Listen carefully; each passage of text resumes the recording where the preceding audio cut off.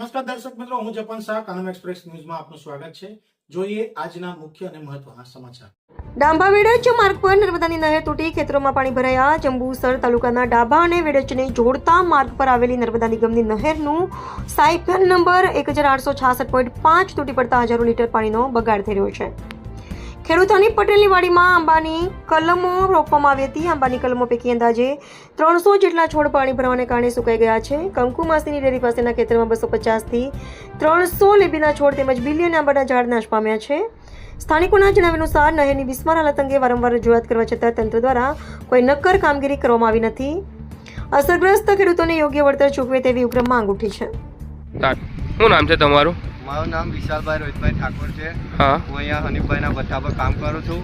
આ નહેરને ફાટી જવાથી 3-4 જગ્યાએ નહેર ફાટી ગયેલી છે, તો અમારી વાડીને બહુ નુકસાન છે। 250 થી 300 આંબા સુકાઈ ગયેલા છે અમારા, અને આ હજારો લીટર પાણી વેસ્ટ જાય તે કોઈ નિરાકરણ લાવતા નહીં। કોઈ અધિકારીનું પેટનું પાણી હલતું નથી? કોઈ જ નહીં, કોઈ આવતું નહીં, કોઈ જોવાય નહીં આવતું। એવું છે? તમે રજૂઆત કરી હતી? અમે અરજી બી આલેલી છે, પણ કોઈ કશું કરવા નહીં રાજી। એવું છે? એનું અરજીનું કોઈ નિરાકરણ આવતું જ નથી? નિરાકરણ નહીં, આવું 5-6 જગ્યાએ ફાટી ગયેલું છે। અમારા વાડીની અંદર વરસથી પાણી અંદર ને અંદર છે, નહેર બી ઉભરે ને અંદર જાય છે પાણી।